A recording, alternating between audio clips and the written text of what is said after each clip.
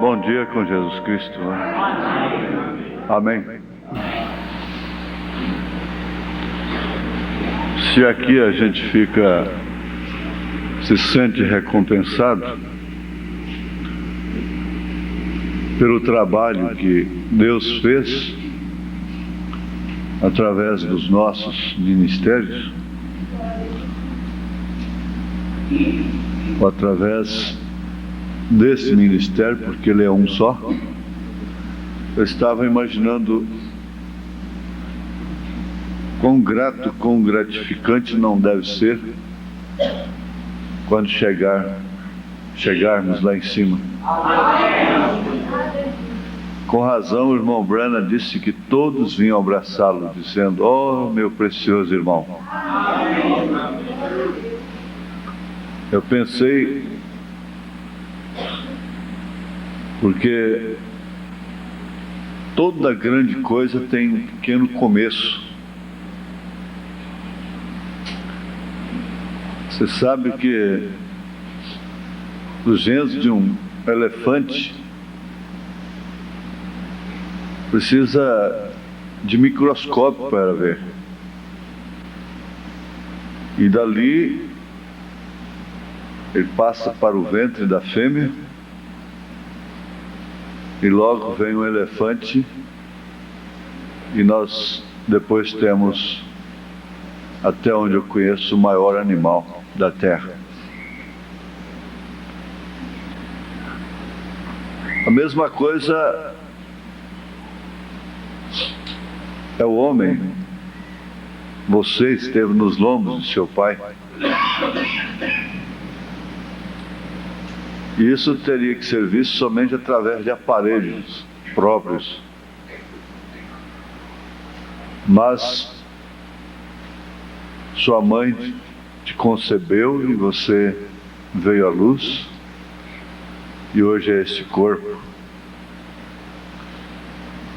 O rio Amazonas, você pode pular ele, ali no Peru. Então a gente vê que as grandes coisas têm pequenos começos. E lá no estado de Kentucky, o estado mais pobre dos Estados Unidos, numa cabana de pau a pique, nasceu uma coisinha pequena. Um pequeno camponês. Uma vez já estava praticamente morto. Seu pai não estava somente sua mãe. E a neve caiu, o gelo caiu. E o vizinho viu que não tinha mais fumaça no chaminé por alguns dias. Ele disse: "Eu vou lá ver o que está acontecendo." Chegou lá, ele teve que fazer uma invasão de domicílio, sem ordem do juiz. A mãe de William Branham estava abraçada com ele, vivendo já as suas últimas horas. Então aquele homem buscou lenha e os aqueceu. William Branham não podia morrer. A pequena coisa não podia. Ele tinha que vir aqui em João Pessoa, porque a sua morte não pôs fim ao seu ministério.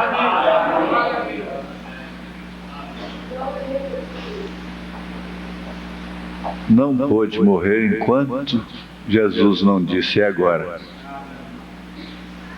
Venha." Agora, nós vamos pensar um pouquinho no livro de Juízes, capítulo 16. Apenas para vocês procurarem na Bíblia. Juízes, capítulo 16. Falar sobre a igreja que está em Goiânia é desnecessário, porquanto ela está aqui. Ela está aqui na pessoa destes pastores, do vosso pastor, na minha própria pessoa, irmãs que vieram de lá, irmãos, e vocês próprios. Porque você não poderia falar de sua mão para o resto do corpo. Porque a sua mão pertence ao seu corpo. E nós somos um corpo só. E a moda da sunamita, a moda da sunamita, eu sempre digo, tudo vai bem. Sabe por que tudo vai bem? Porque vai como Deus traçou. Outro dia eu estava falando com a igreja sobre paciência. A coisa que eu teria coragem de pregar isso só depois que o profeta veio mesmo. Dizer que Noé teve paciência com Deus. Nós temos paciência com Deus? O que é isso? E eu pensei assim, às vezes Deus pega um homem para tratar com ele ali e permite alguma coisa acontecer com ele. Deus tem um curso, mas nós pegamos e entramos no meio desse curso. Nós não temos paciência com Deus. Nós não temos paciência em casa. Não temos paciência com a gente mesmo. Você não tem paciência com você mesmo. Você se esquece de que você também é de carne e osso. E às vezes você cobra tanto dessa carne, desses ossos, que você passa a pensar até que não é eleita, que não é eleito.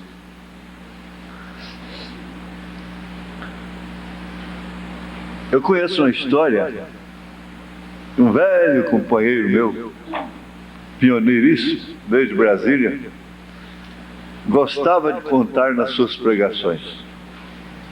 Um náufrago, isto é, aquele navio naufragou, afundou e apenas um homem conseguiu se escapar. Foi parar numa ilha. Chegando ali, muito isolado, ele fez um ranchinho de palha para ele e passou a dar um jeito de pegar uns peixinhos por ali e tratar de sua sobrevivência com frutas e coisas. E quando ele já havia perdido a esperança, pensando, Deus se esqueceu de mim, não há mais meio para mim. Ele estava lá na praia da ilha, tentando pegar um peixe, e já quase que se acostumando com aquela vida, quando ele olhou para trás, o rancho dele estava em chamas, pegando fogo. Ele disse, mas não é possível, o navio afunda, eu me salvo com tanta dificuldade, as únicas coisinhas que me restaram queima, meu rancho está queimando. Oh Deus, o Senhor se esqueceu de mim? O que será de mim? Acontece que uns índios que haviam por ali foram lá e puseram fogo no rancho dele. E a fumaça subiu, e com aquilo um navio ia passando bem distante. O comandante viu a fumaça, falou, aquilo é pedido de socorro. Vamos lá.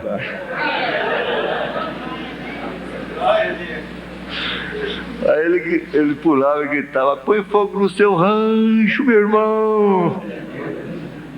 Pregador, Esse pregador, meu amigo, gritava, põe fogo no seu rancho, irmão, antes que o índio venha e põe. Peça socorro, né? Agora, eu estava pensando durante esse encontro, até mesmo no avião, na viagem, eu estava pensando isso. Há uma sentença sobre cada líder, sobre cada pregador. Uma sentença muito dramática, muito drástica.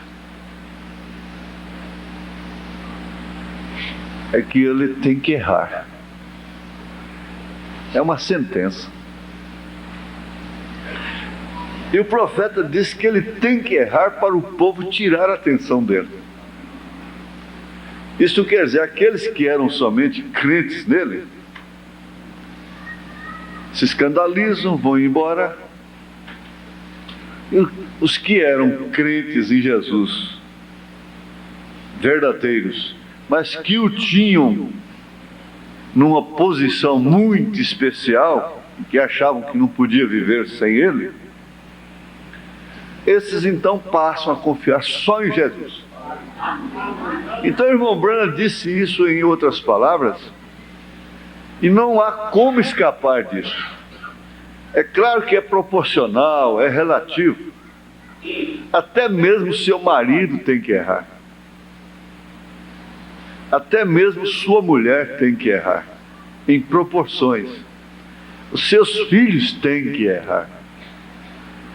Afinal de contas, nós estamos numa dimensão que é limitada ao erro, às falhas. Portanto, toda consideração, toda afeição a mim ou a quem quer que seja, deve ser simplesmente debaixo da graça. Porque com a revelação da graça nós entendemos que todos nós somos iguais.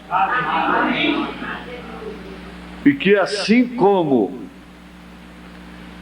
um homem que oferece graça, que Deus usa para oferecer graça para os outros, ele também tem direito de usufruir dessa graça. Ele também precisa dela. Então ele ajuda tantos, e às vezes na hora dele ser ajudado, ele não é compreendido. O irmão Branham disse: Jó orou por tantos, fez tanto pelos outros, orou tanto pelos seus amigos, e naquela hora ele não tinha ninguém que orasse por ele. Mas nós damos graças a Deus, porque nós temos um universo de orações uns pelos outros, e nunca cobramos uns dos outros uma infabilidade, porque quem cobra infabilidade atribui infabilidade, e isso é catolicismo. Ela atribui infabilidade ao Papa, e por isso o Papa é infalível. Mas aqui não tem Papa. Aleluia, glória a Deus. E você, portanto, não pode atribuir infabilidade ao ser humano.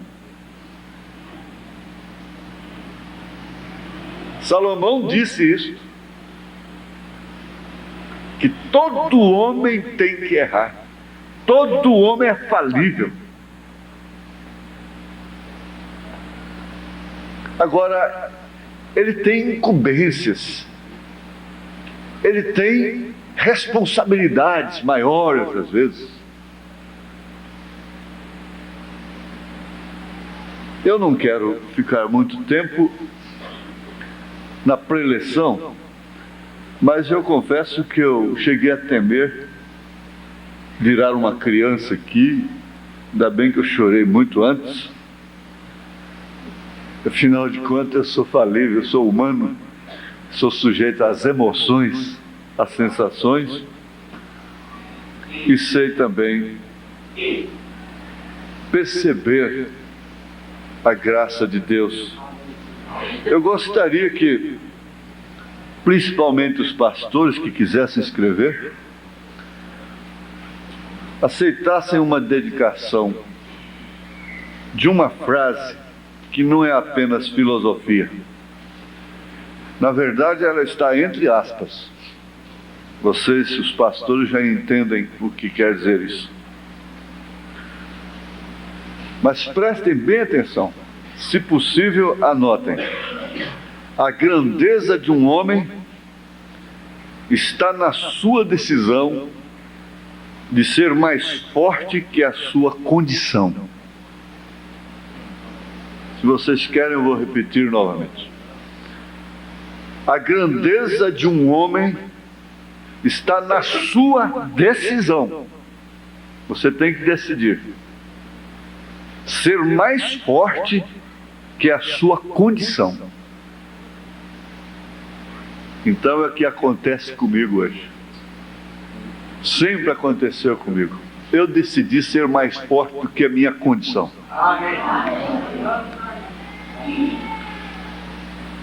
E você leva isto para o seu ministério. Ser mais forte do que a sua condição. Fiquemos de pé um pouquinho. Juízes 16.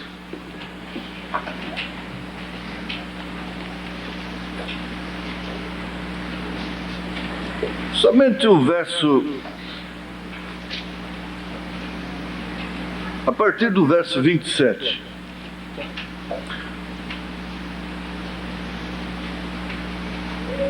Então disse Sansão ao moço que o tinha pela mão. 26. Obrigado. Guia-me para que apalpe as colunas em que se sustém a casa, para que me encoste a elas. Ora, estava a casa cheia de homens e mulheres, e também ali estavam todos os príncipes dos filisteus, e sobre o telhado havia alguns 3.000 homens e mulheres que estavam vendo brincar Sansão. Então Sansão clamou ao Senhor e disse: Senhor Jeová, peço-te que te lembres de mim e esforça-me agora, só esta vez, ó Deus, para que de uma vez me vingue dos filisteus pelos meus 2 olhos.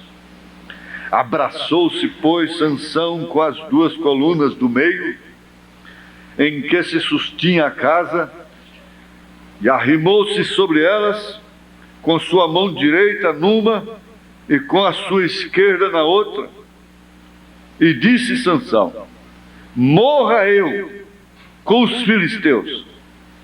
E inclinou-se com força, e a casa caiu sobre os príncipes e sobre todo o povo que nela havia, e foram mais os mortos que matou na sua morte do que os que matara na sua vida.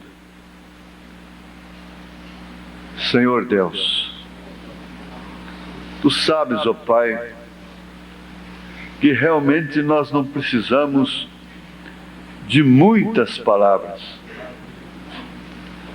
Nós precisamos da vivificação, às vezes, de uma palavra.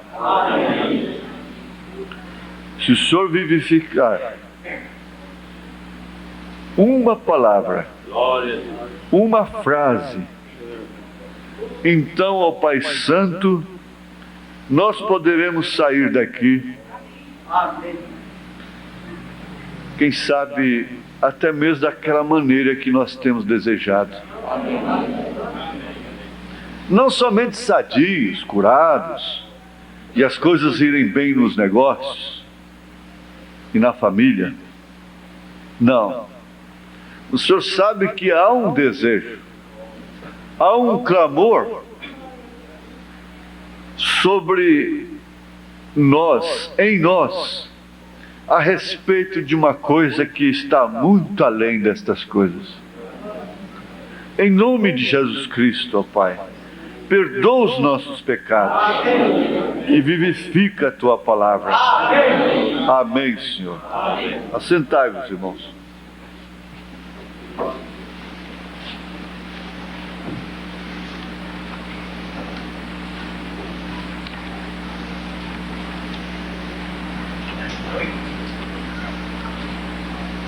Sansão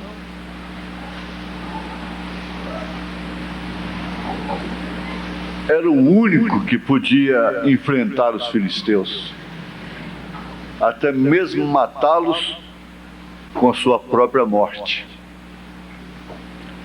Naturalmente, havia israelitas de muito valor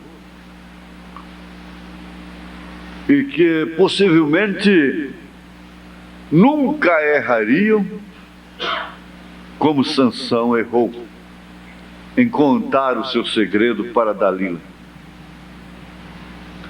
Mas só tinha uma diferença, é que eles não tinham aquela comissão que Sansão tinha. E então nós podemos encontrar Sansão no Novo Testamento sem nenhuma referência do seu fracasso. Porque, para começar, Sansão nunca fracassou. Ele simplesmente cumpriu o propósito de Deus. Eu diria, nunca fracassou em relação a Deus, em relação ao programa de Deus. Porque quando ele estava namorando mulheres filisteias, uma mulher filisteia, e se casando, fazendo um casamento misto, que o profeta disse ser uma coisa maligna, a Bíblia disse que seus pais sofreram muito, porque eles não sabiam que aquilo vinha do Senhor. Então, ao analisar na dimensão, dentro do panorama humano, Sansão fracassou. Sansão desobedeceu, deixou-se levar e ele caiu. Mas no programa de Deus, não. No programa de Deus, Davi nunca errou. No programa de Deus, Moisés nunca errou. Caso contrário, eles teriam sido eliminados. Mas o que acontece?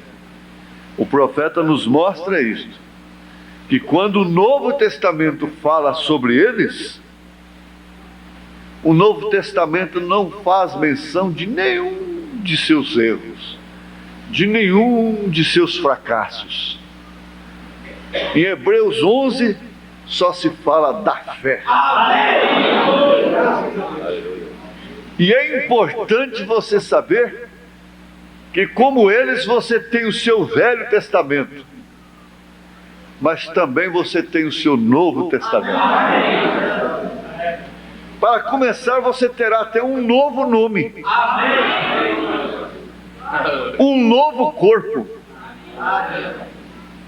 Aleluia! Então, é nesse sentido que a noiva nunca pecou diante de Deus. Ela não tem pecado.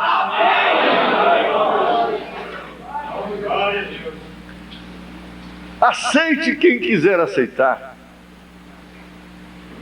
Interrogue quem quiser interrogar. Mas o certo é que diante de Deus, a sua noiva não tem pecado. Não tem nenhuma mancha sequer. Amém? Glória a Deus. Eu gostaria de me prender, até pensei assim, conforme andar as coisas, conforme for o tempo, eu pensei assim, eu vou ler ao pé da letra a mensagem somente uma vez mais, Senhor. Eu queria pregar alguma coisa sobre isso, lá em Goiânia, uns 3 meses atrás. Aí o meu coração disse assim, deixe para o encontro. Se você tiver oportunidade, você falará sobre isso. Então parece que o irmão Brana começa essa mensagem de trás para frente.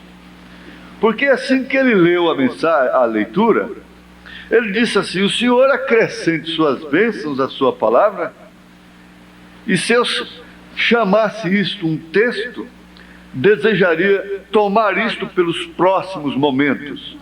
Somente esta vez mais, Senhor. Somente uma vez mais, Senhor. E aí ele começa. Como dizem as Escrituras, havia como que 3.000 filisteus olhando das altas galerias do estádio, enquanto os 2 entravam ao grande estádio ou coliseu, altamente honrados por guerreiros, vitoriosos. Você sabe que há um julgamento temporário? É aquele que cai aqui, por um período de tempo. Há uma vitória temporária. Às vezes um time está jogando com outro e começa ganhando 1-0. E a torcida grita, e solta foguete, e pula, e aquilo desenrola o tempo todo, vai indo, os minutos passam, passa para o segundo tempo, e começa logo o segundo tempo, mais 2-0, aí grita todo mundo, explode, está selada a vitória. Às vezes em 15 minutos, havendo um craque muito bom ali, eles fazem a chamada virada. Amém. De repente vai lá e marca todo mundo silencia. Vai lá e empata, todo mundo quieta. E de repente vai lá e bumba. Amém. 3-2, vai lá e pumba. 4-2, vai lá, pumba. 5-2, que virada. Amém. Então o diabo marcou um gol com Sansão. Ih, os filisteus pularam. E soltaram foguete. E vão brincar, e vão pular. Espera aí, meu filho, a virada virá. Aleluia! Pode deixar que virá a virada. Tem tempo para tudo. Paciência com Deus. Espera mais um pouquinho. Espera um pouco. Parece que o diabo está ganhando na sua casa, está ganhando em você mesmo, está ganhando na sua igreja. Levou tantos membros, com a ressurreição isolada, com o novo nome. Deixa, espera. Você tem um craque. E ele não é um Pelé, não. Ele é o Espírito Santo. Aleluia.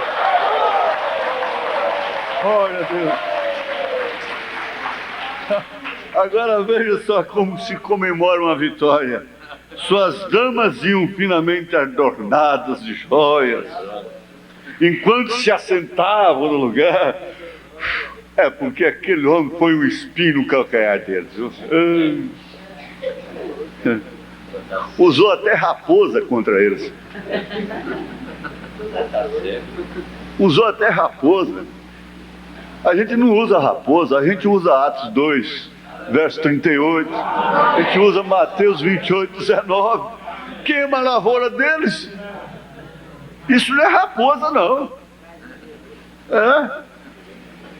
E então o anunciador disse que Sansão entrava à arena.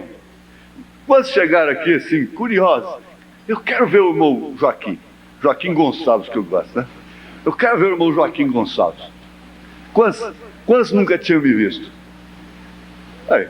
Aquela curiosidade, não é? Aquela curiosidade, né? Eu quero ver. Muita gente pensava que era velho, né? Querem conhecer agora. Quem não quer conhecer um irmão? Quem não gostou de conhecer esses pregadores? Quem não gostou? É claro que todos gostaram. E você já pensou? Lá é bom a gente ver Jesus. A gente chega a cantar: lá eu quero ver mamãe, estar com ela no jardim, mas primeiro eu quero ver meu Salvador. Mas escuta aqui, e que tal se você visse a cara do diabo?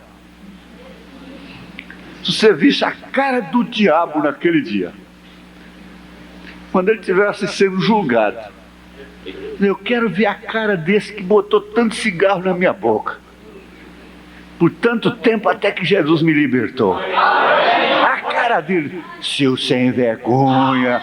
Você viu agora onde você foi parar? E assim Sansão era um inimigo.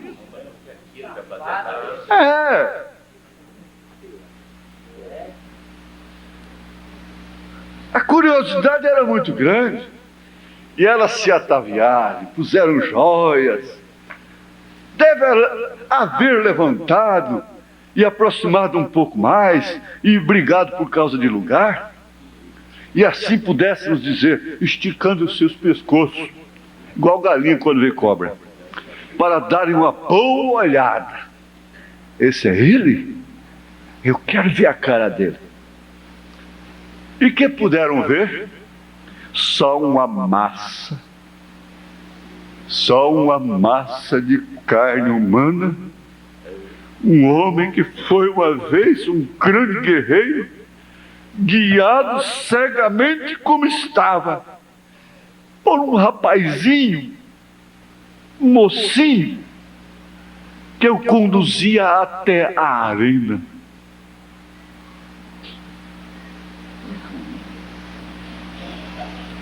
A máquina desativada.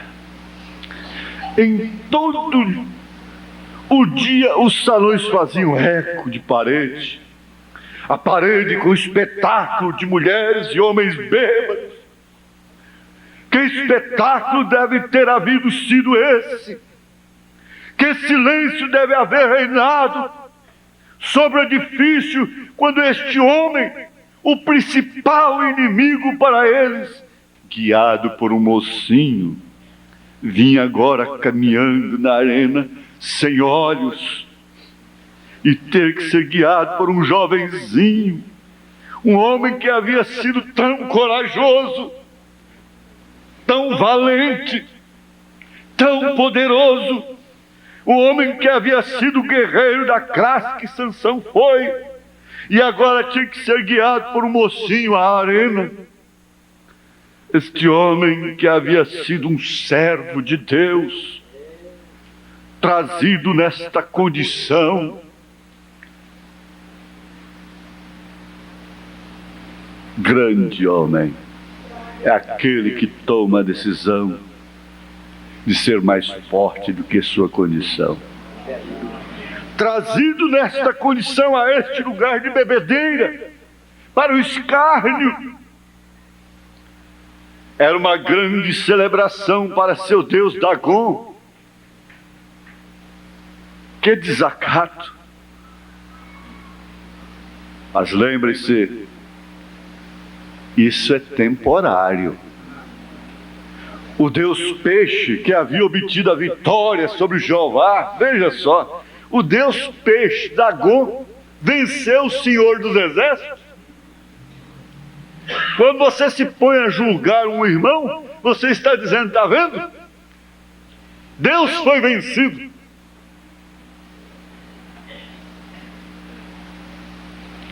Paremo-nos por um minuto e permitamos que isto penetre.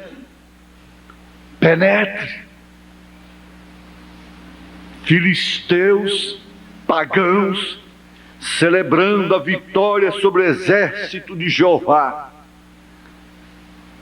Dagon, o ídolo pagão, o deus peixe, o deus dos filisteus, ao qual Deus odiava. E aqui estavam em sua bebedeira, celebrando a vitória sobre o servo de Deus que havia sido conquistado. Que coisa mais terrível é pensar isto. Eu desejo, se for possível, que ficássemos quietos por uns minutos, quietos, e pintássemos o quadro disto. Imagine-o somente em sua mente. Reflita, pense. Se você houvesse tido que parar-se e olhar algo semelhante a isso, então vou trazer de novo o quadro a você. Imagine, todo dia bebendo, celebrando, mulheres finamente vestidas, homens guerreiros, grandes homens da nação, se reuniram neste novo edifício, onde haviam levantado um novo ídolo, o Deus Peixe, dando-lhe honra e louvor pela vitória sobre os servos de Jeová. E agora, para fazer a coisa pior, eis que vem o homem líder, o mensageiro do dia, com seus olhos arrancados. O mensageiro do dia, o homem da nação de Deus, com seus olhos arrancados, guiado pela mão por um mocinho para trazê-lo ao estádio. O jovenzinho guiou a este cego, o cego, ao lugar do escárnio, mas também ao lugar da vitória. Amém. E me parece ouvir o sussurro deste grande homem parado ali, como uma grande máquina, porém totalmente inútil. Quantas vezes aqueles pistões funcionaram? Era só apertar o botão. Eles causaram explosões terríveis e nada podia parar diante dele. Mas agora aquela máquina estava totalmente inútil. Deus o havia levantado com um propósito, porém vendeu sua primogenitura, e que aqui estava ele agora como uma massa de maquinaria.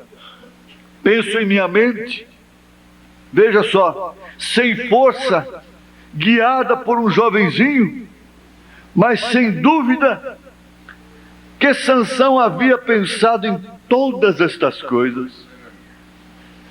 Quando perdeu sua força, pensou no que havia sucedido.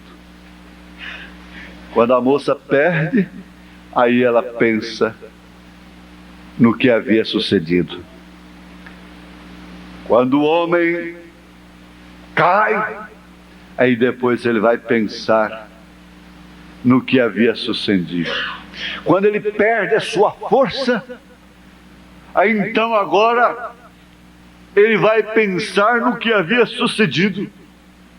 Seu voto havia sido tirado dele e se havia rendido ao inimigo.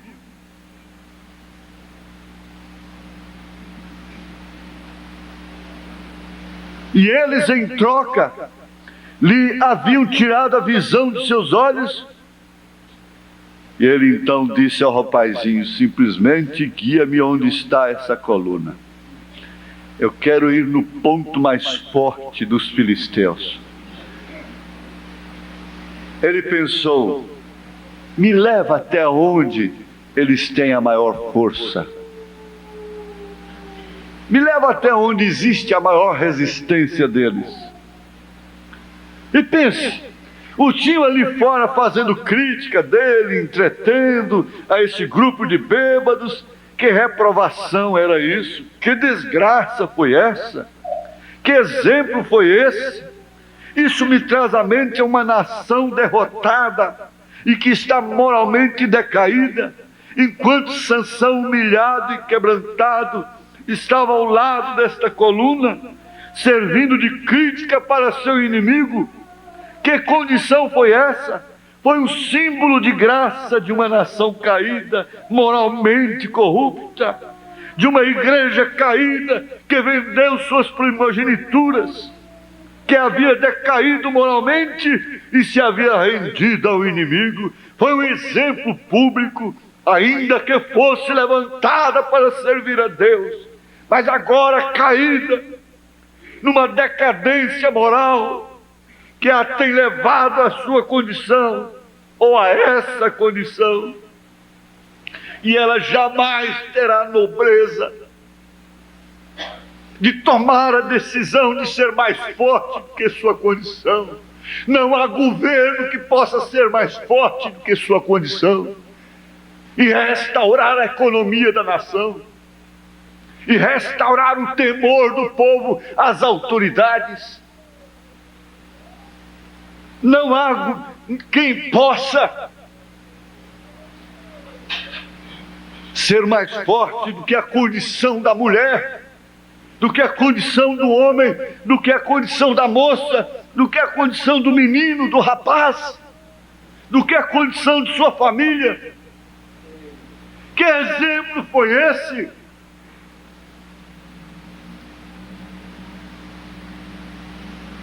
Terá que haver uma força, terá que haver um superpoder, terá que haver uma decisão do alto de nos fazer mais fortes do que a nossa condição. Abraão estava numa condição que ele não podia gerar o filho, e Sara também estava na mesma condição, que jamais ela poderia conceber um filho. Mas Abraão decidiu, e a sua decisão foi mais forte do que sua condição. Aleluia! Decidiu a crer. A nossa condição é como a de Abraão, é como a de Sara, é como a de Sansão, mas você decidiu a crer, e nisso você é mais forte do que a sua condição, você é mais forte do que a sua família, você é mais forte do que seus filhos rebeldes, é a sua fé.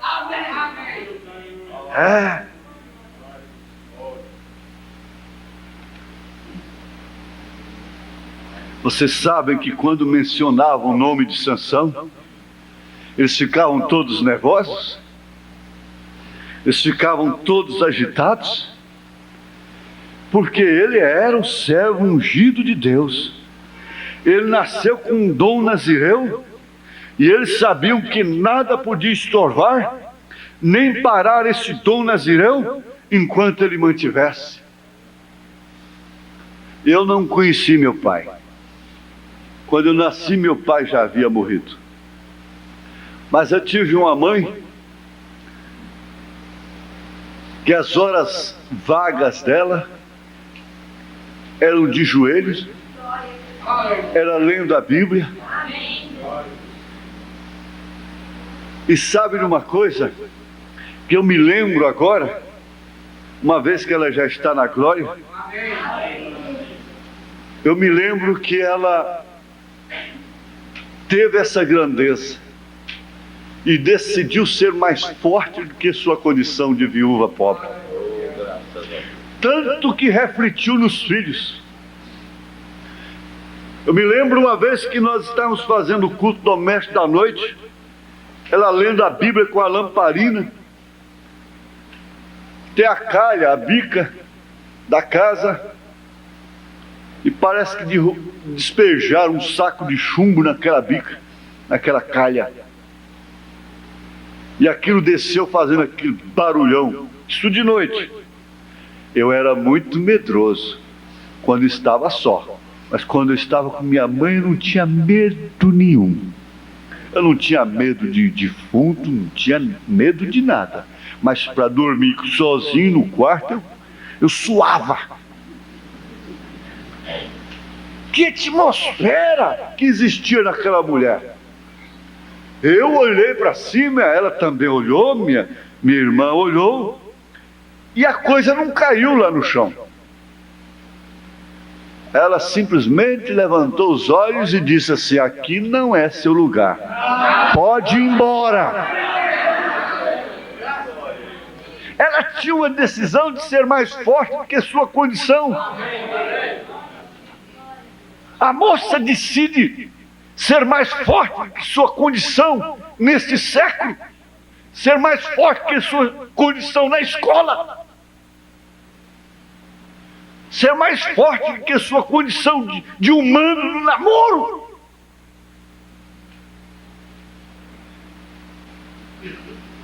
Porque a condição de todos nesta era é uma só: calamitosa, fracassada, sujeita.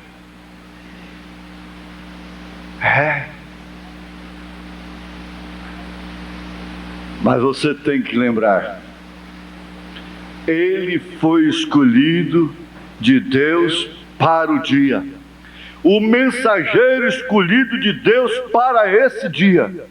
Muitos deles pensaram que seria isto, muitos deles o recordaram, muitos recordaram ao olhar esta criatura inútil, parado aí com seus braços ao redor da coluna, cego, eles fazendo crítica dele, batendo-lhe com chicotes e dizendo-lhe: vamos, Sansão, tu, grande homem forte, cadê sua força?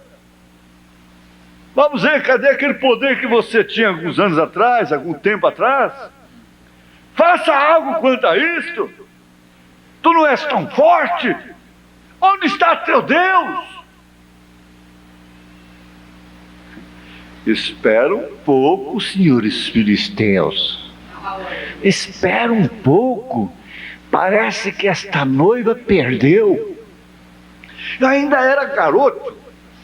Lembro que há uma festa na cidade de Trindade, município vizinho de Goiânia. Eu nasci ali, na cidade de Trindade, a capital da idolatria de Goiás. Eu nasci lá. Parte da minha vida foi ali. Fui expulso da classe na escola, da aula, por 2 vezes. A professora me pôs para fora, porque na aula de religião que o padre foi dar, eu resisti. Ela me punha para fora. E me lembro que no fim daquela festa de bagunça, porque é uma festa de quermesse, de negócio, de bailes, de bebedeira, de matraca na porta da igreja, e de votos absurdos, penitências horríveis, pagãs. Terminou a festa. Na segunda-feira, um fazendeiro vizinho da cidade fez uma aposta com o dono do circo para ele entrar com o touro e o dono do circo com o leão e fazerem um espetáculo. O desafio: a luta do touro com o leão. Eu falei à mamãe: deixa eu ir ver, eu quero ver essa luta. Aí um tio meu, irmão de minha mãe, disse: eu levo, eu vou com ele, eu quero ver também. E eu fui lá, tinha aquela arena grande, puseram a jaula adaptada naquela arena de grades de ferro, e eu fiquei bem perto, eu queria ver, e o leão está lá. Eu até sonhei para amanhecer outro com um leão. Engraçado, lembrei agora. Eu sonhei que tinha um leãozão velho.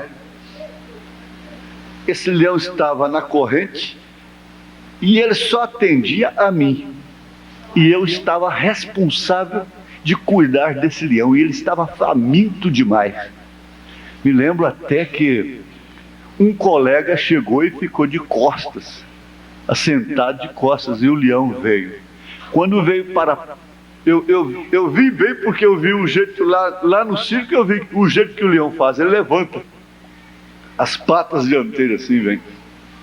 Ele fez desse jeito no sonho com o irmão, que eu não reconheci quem era o obreiro. E no sonho, então, eu entrei entre ele e o leão, e foi como um domador, de tapa na cara do leão. Ele voltou e deitou lá como um cachorrinho. E esse irmão saiu. Aí, então, o que acontece? E eu fiquei ali perto. Mas aquilo ficou gravado. São coisas que acontecem no tempo de criança, que você nunca esquece. Às vezes coisa de ontem você esquece, mas coisa de tempo de criança que você nunca esquece na sua vida.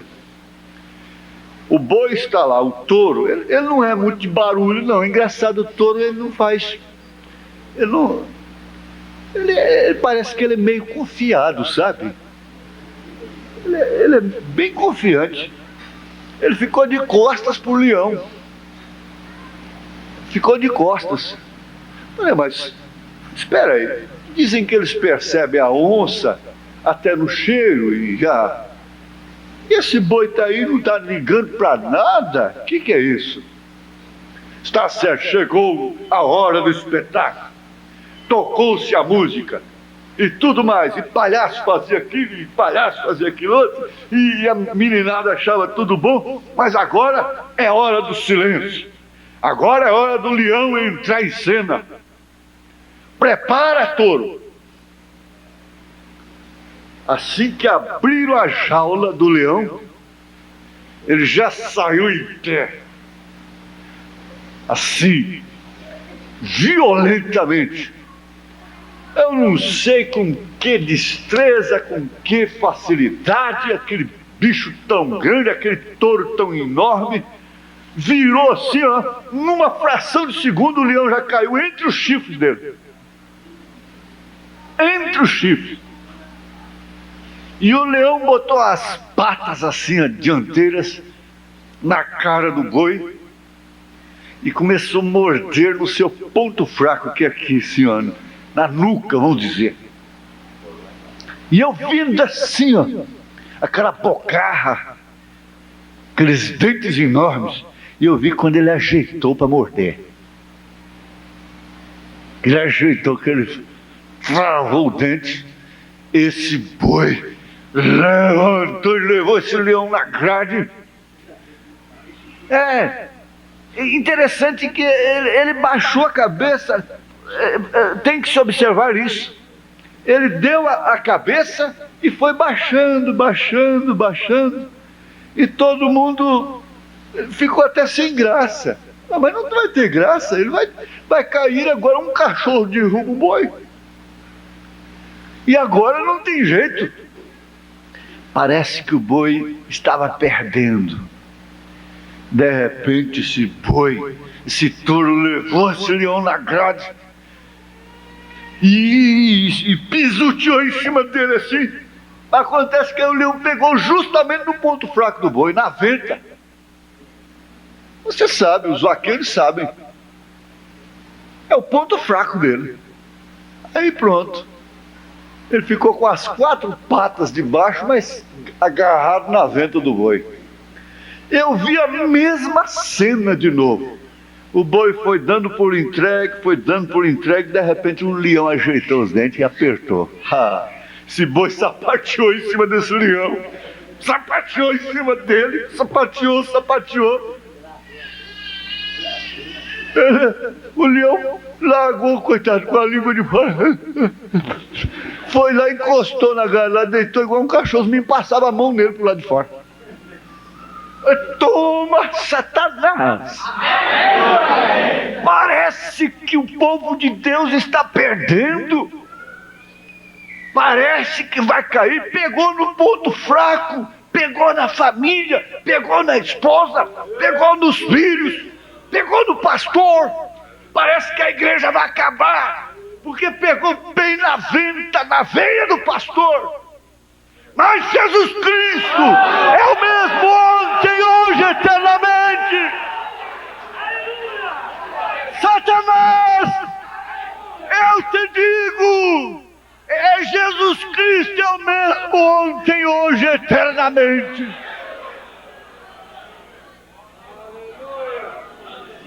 Se Ele pôde dar força novamente para um corpo que estava apodrecendo na sepultura, ao corpo de Lázaro,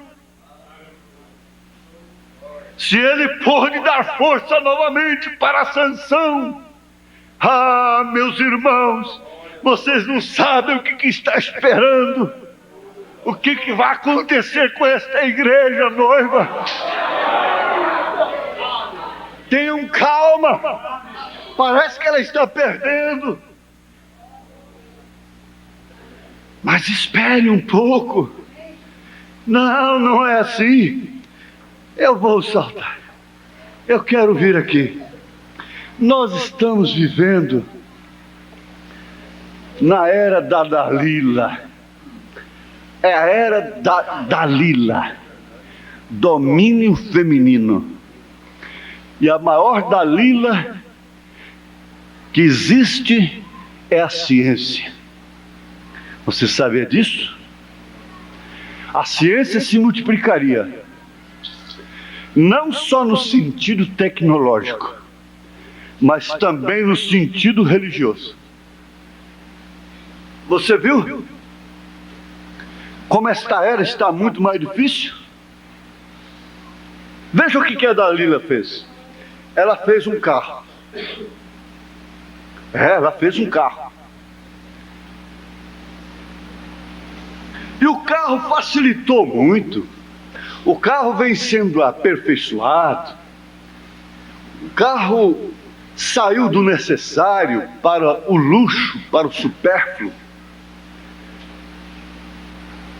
E ela não quer o carro de boi. Ela é a ciência do bem e do mal. Porque você sabe, você já pensou um conquistador botar um carro de boi na avenida, com meia dúzia de bois, ir lá da praça, pegar uma mulher, dizer, vem cá, bem, e botar dentro de um carro de boi ronjucoso, tocando para um motel, de carro de boi?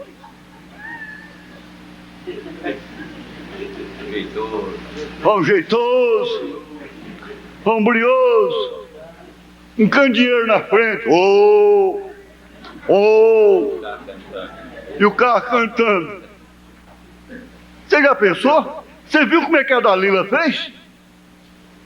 A Dalila botou um telefone na casa dela, a Dalila botou um carro na porta dela, a Dalila botou o carro com todo conforto para amarrar. Ela faz o bem, o carro transporta o pai de família, faz isso. Ela não ficou satisfeita. Ela tinha que passar de justificação para santificação. Tinha que passar.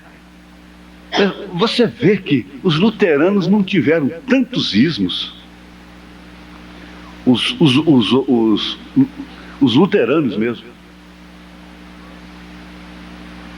Os wesleyanos também não tiveram tantos ismos como nós temos hoje. O recurso é muito grande. O rádio bota tudo dentro de casa. Os curandeiros, os pregadores de cura divina fecharam o rádio para nós. Porque você chegava numa cidade, um programa aí que eles cobravam hoje, vamos dizer, 100 mil cruzeiros por mês, eles chegam e pagam 2 milhões. Porque eles tomam dinheiro do povo o suficiente para pagarem o quanto eles pediram e comprarem emissoras e tudo. A Dalila amarrou a noiva, amarrou a mensagem. É isso que está acontecendo. Então o avião, mas você vai ver que no carro tem motorista demais, gente. Carro tem motorista demais. Esse ministério que é para terreno tem demais. Você pode sair aqui e encontrar um ali na esquina, te chamar, vem cá, vou te mostrar aqui um negócio. O irmão Brana vai voltar, viu? O irmão Brana vai voltar sozinho primeiro. Motorista tem demais. Piloto de avião não são tantos, porque esses já passam por cima. Não são tantos, mas tem muitos, pilotando em coisas, em alturas, entrando até em profundidades, como o peixinho que o irmão Brana viu lá, com uma luzinha no focinho. Você pode fazer a comparação, porque o irmão Brana fez. Carroça ninguém quer, carro de boi ninguém quer. Não pode. E isso vem paralelo com os ministérios. Piloto de avião é mais raro, mas tem demais. Avião para cima, avião para baixo. Mas astronauta não. Astronautas são poucos, selecionados. E não tem espaçonave para levar para motel, para grupo de rebeldes, para fornicação doutrinária, para fornicação, adultério espiritual. Espaçonave não é para isso. Espaçonave é para sair fora da terra. Aleluia! E nós estamos numa contagem regressiva. E Sansão, assim que furaram os seus olhos, começou ali uma contagem regressiva também. Os dias foram passando, e cada dia que passava era um dia a menos. E quando ele entrou ali, para que eles zombassem dele como um derrotado, daí então veio a contagem regressiva. Aleluia! Glória a Deus! Oh, Dalila! Essa Dalila às vezes é a própria esposa. Por isso o irmão Brana disse para a própria esposa dele: sai do meu caminho. A própria família amarra.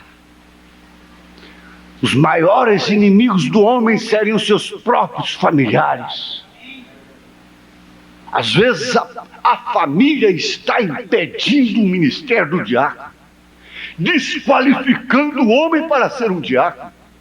E ele não pode impor, ele não pode fazer as coisas pela força, pela violência. Então, todos agora têm que ter a nobreza, a grandeza, de tomar a decisão de serem mais fortes do que as suas condições. Porque se formos depender de esposa, de filhos, nós não podemos ministrar. Nós não podemos diaconizar. Então chegou a hora da igreja dizer: seja mais forte do que sua condição. Igreja, seja mais forte do que a condição desse homem.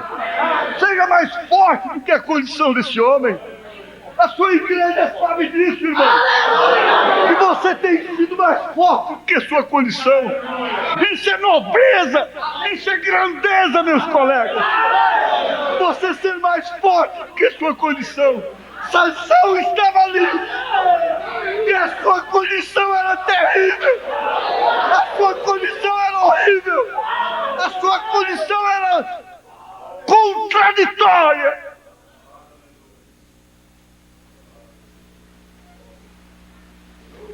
Igreja no Brasil, quem me ouviu nesta fita, pense nisto. Se você tem um homem que é usado por Deus, que tem o talento, não encerre esse homem. Não deixe família, Dalilas, amarrar esse ofício, não. Deixe ele ser mais forte do que sua condição. A igreja tem que estar preparada para isso. É assim, minha irmã. É assim, meu irmão. A história diz que a maior inimiga que Wesley, o mensageiro de Filadélfia, teve no seu ministério foi sua própria esposa. Ela chegou a fazer campanhas programadas contra ele. Igreja, quando você vê um homem muito cheio de condição, pode saber, ali está um fariseu. O fariseu diz: eu tenho condição. Eu não sou como esse publicano. Ele não tem fraquezas para se compadecer dos fracos. Ele não está rodeado de fraquezas para se compadecer dos fracos. Sansão fracassou, Sansão fracassou, Sansão fracassou. Ele como Sansão foi na conversa da Dalila. Mas veja, que dia que ele matou um filisteu, esses censuradores? O que fizeram eles por essa pátria? O que eles fizeram pelo Nordeste? Como a hiena, eles ficam ali de fora, esperando o leão pegar, matar, comer, e depois ela vem pegar o resto. Ela fica de lá. É falso. É falso. Ele fez isso, ele fez aquilo. Ela faz desse jeito. Mas tem uma coisa: enquanto você estiver ali, meu irmão, ela não tem coragem de chegar. Aleluia! Aleluia! O lobo não vem no pastor, o lobo vai na ovelha. O lobo vai na ovelha, não tem coragem de vir no pastor. São covardes, hienas covardes. Mas você não é carniça, porque o que for é carniça. O que ela comer é resto. Irmão Brana disse que é bom que se vá. E João disse: saiu dos nossos porque não era dos nossos. Mas você não. Você não. Você está disposta. Você está disposto a enfrentar com seu pastor e seus diáconos as suas condições, a condição da era. A condição da era não se encontra meio de cumprir 1 Timóteo capítulo 3 ao pé da letra, a menos que seja no legalismo.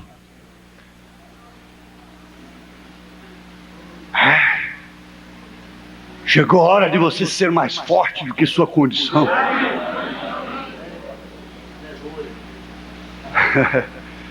Aleluia. Chegou a hora dela dizer: eu sou aquela viúva que não tinha nenhuma condição mais para sobreviver, mas Elias bateu na minha porta e eu dei o que tinha, e não me falta azeite nem farinha. É isso que está acontecendo. Porque nós estamos vivendo num mundo que caiu nas garras da Dalila do sexo. Os pais não querem conversar com os filhos. Os pastores sentem mal com o assunto, recuam e se constrangem, e não os ensina, não orienta os jovens e aos casais novos. No entanto, é um dos maiores problemas desde o Éden.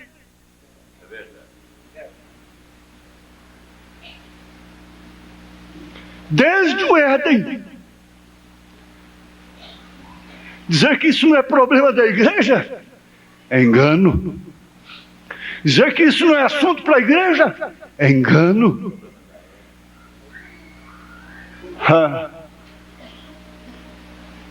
Pelo contrário, é um dos maiores problemas de hoje, que está determinando toda a confusão desde o Éden. Daí a aberração, o homossexualismo e o vazio tomando conta dos homens.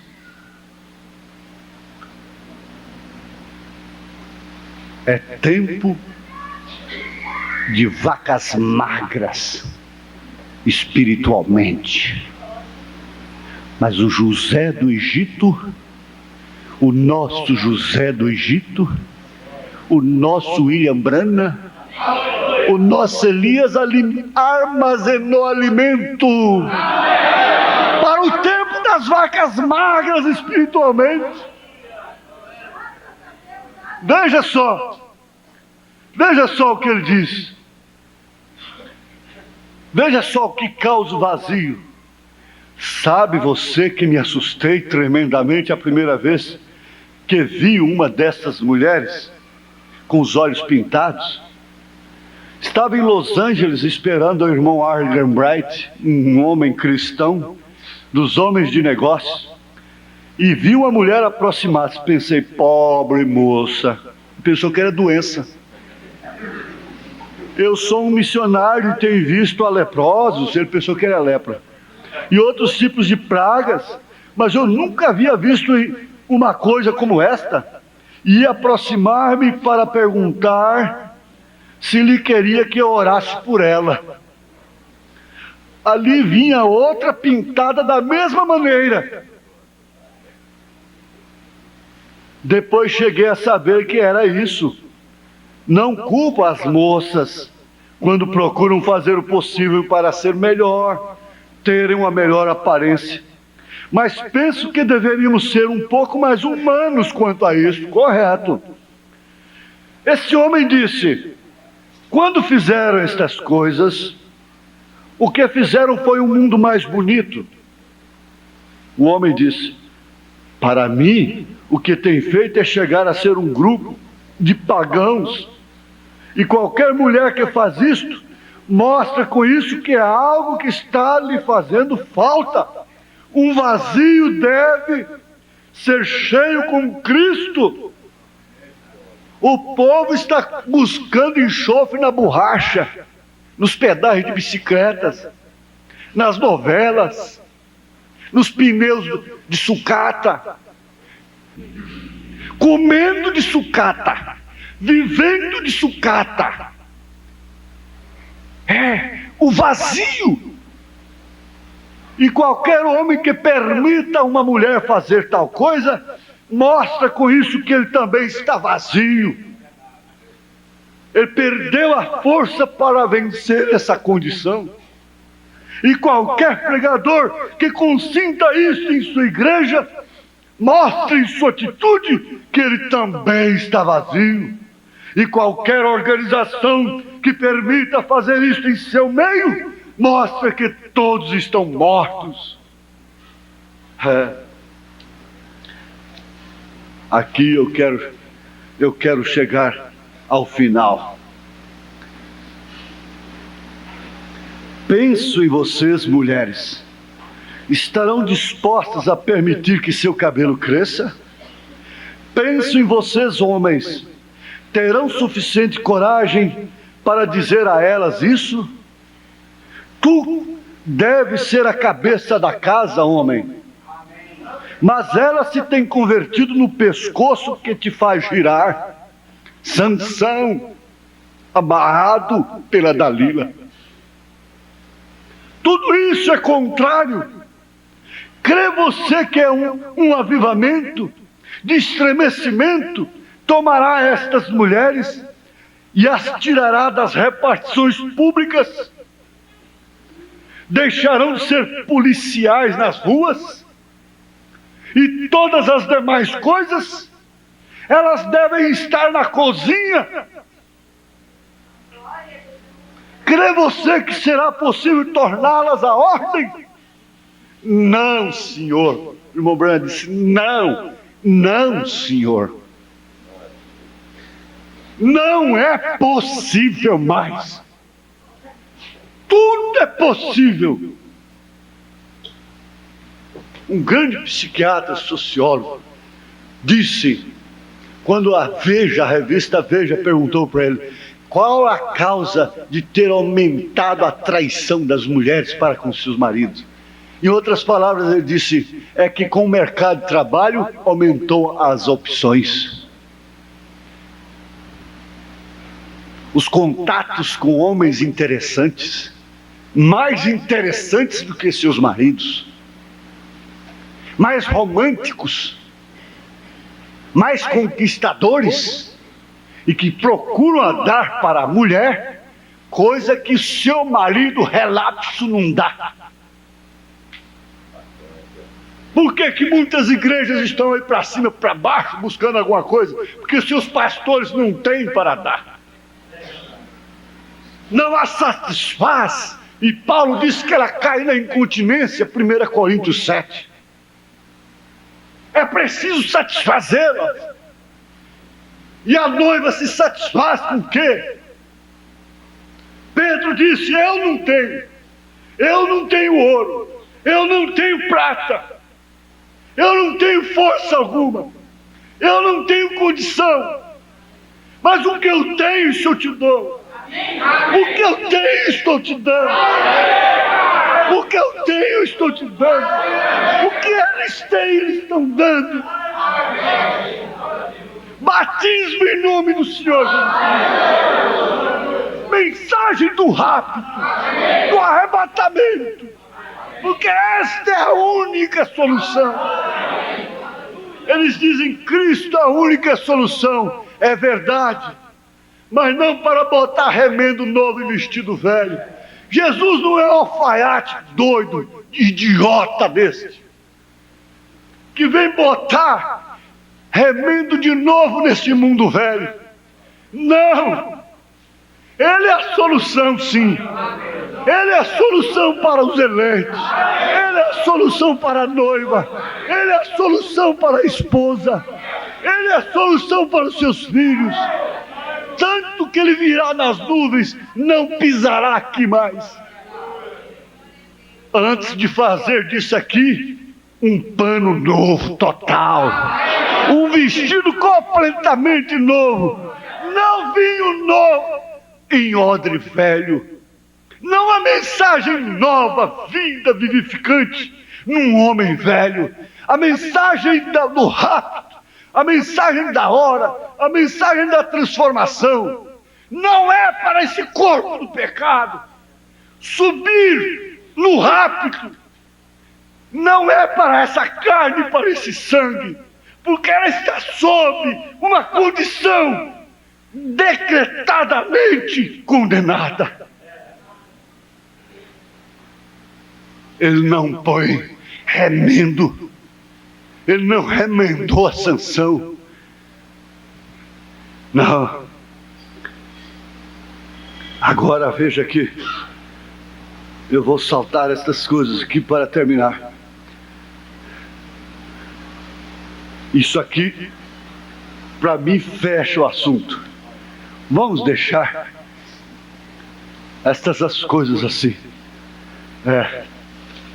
Sansão soube que necessitava.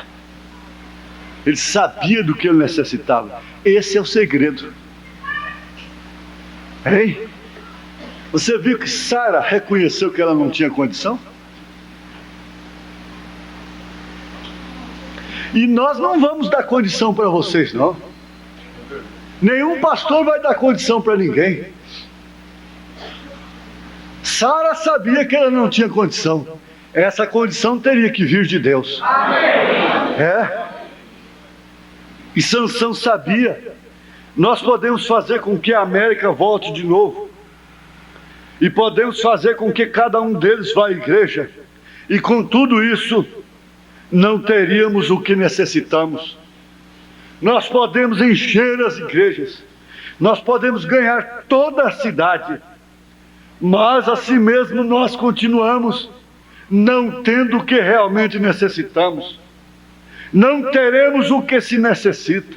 Os discípulos não tiveram consigo senão depois que foram Pentecostes. Jesus lhes disse que não o tinham. E aquele que não reconheceu, pensou que tinha, ficou-se. Depois de estar pregando por 3 anos, com tudo isso, ainda o necessitavam.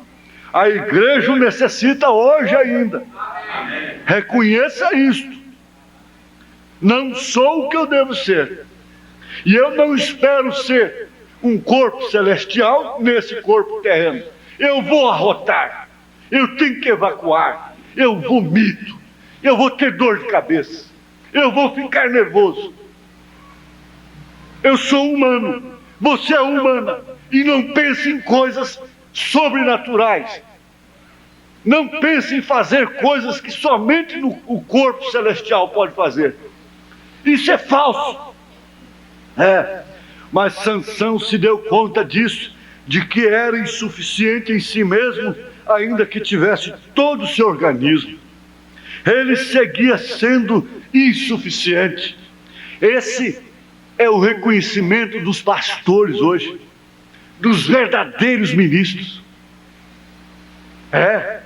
Observe, enquanto os filisteus se regozijavam sobre sua vitória temporária, até que viesse a virada, não chegaram a notar que ele levantou a sua cabeça para cima, de onde ele veio, movendo seus lábios em oração, enquanto as lágrimas brotavam das covas que uma vez tiveram olhos. Eles não o notaram, eles não perceberam, sua mulher não perceberá, seus filhos não perceberão, seu marido não perceberá, eles não perceberão, os nossos inimigos não perceberão, o mundo não perceberá, porque o rapto começa daí. Eles não o notarão. Estavam alegrando-se muito com a derrota deles. A igreja tem que ser derrotada, tem que descer para subir.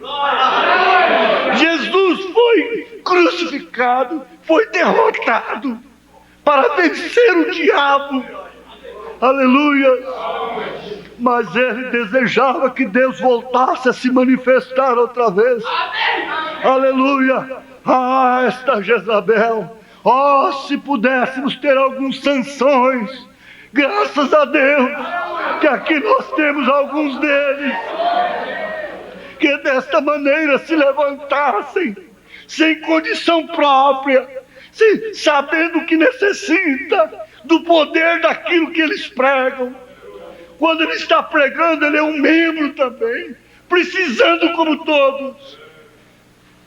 Sim, não necessita de começar outro credo, uma outra chuva tardia. Não precisamos de um remendo, de uma nova doutrina. O que necessitamos é do poder de Deus. Ele estava consciente do que sucederia, o que aconteceria se Deus respondesse àquela oração. Porém, ele estava disposto a enfrentar a situação.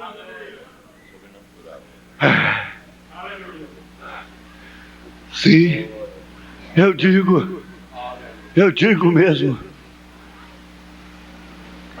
mataram a Sansão. Sansão morreu, mas será ressuscitado. Nenhum daqueles filisteus ressuscitará com ele. Mataram os profetas, eles ressuscitaram. Mataram 68 milhões de cristãos, somente na chamada Inquisição, Santa Inquisição. Mas eles ressuscitarão.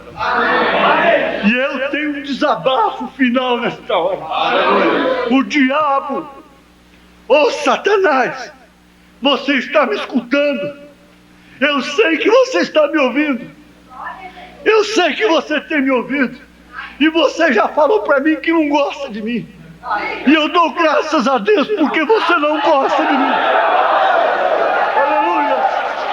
Aleluia! Glória a Deus!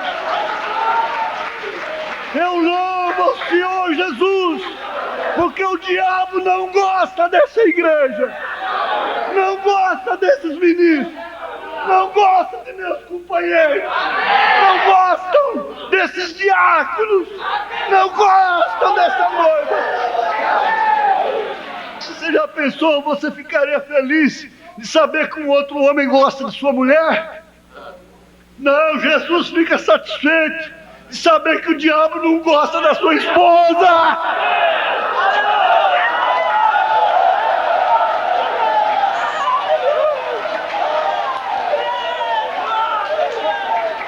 Aleluia!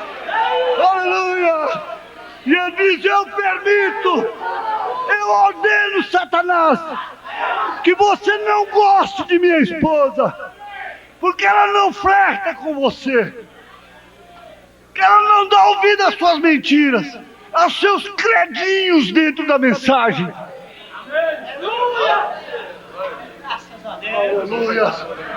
Eu fico satisfeito, qualquer marido fica satisfeito, saber que não tem nenhum homem desejando, amando a sua esposa, suspirando por causa dela. Satanás está com raiva, está nervoso.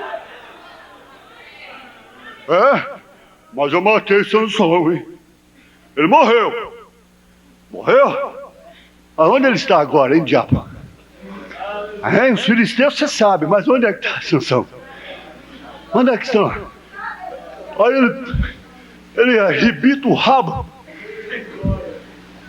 aguça bem os chifres e diz assim: eu matei o seu próprio Jesus. Eu venho e digo para ele: você matou Jesus?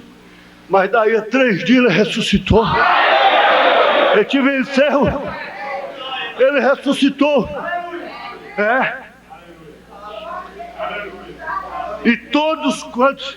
O irmão Brana disse assim: quando ele perdeu a primeira esposa, que ela morreu, sua filhinha morreu quando ele entregou também a filhinha, ele disse assim: filhinha, há uma tumba aberta lá em Jerusalém, testificando que um dia essa aqui também será aberta. Agora, diabo, para começar, você não tem mãe. Mas se você tivesse mãe ou pai, eu queria ver se seu pai ia dizer assim quando Jesus te matar: há uma tumba aberta do seu velho pai Satanás, testificando que você vai ressuscitar. Não! O dia que Jesus matar o diabo, não haverá nunca mais diabo, nunca mais Satanás, nunca mais.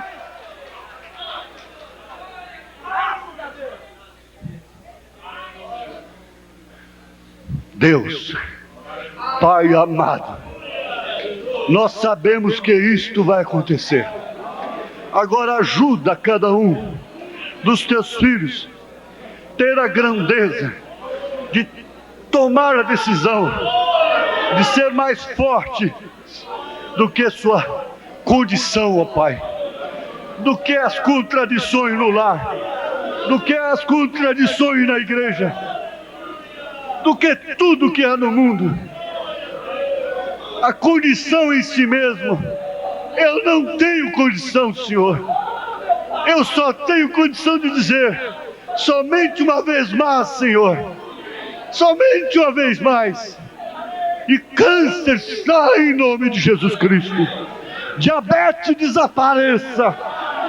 Doenças em geral, espíritos de enfermidades, doenças de todos os infernos e vícios, doença venérea, seja o que for, consequências, o diabo está aniquilado pelo poder da palavra, pelo poder do Senhor Jesus Cristo, em nome de Jesus, amém.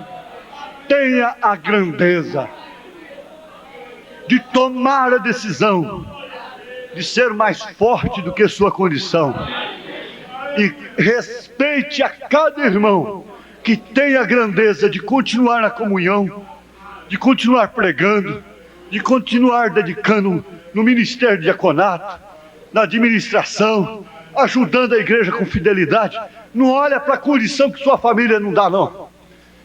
Lembra de você, que você também tomou a mesma decisão de ser forte, contra a sua própria condição, em nome de Jesus Cristo. Amém.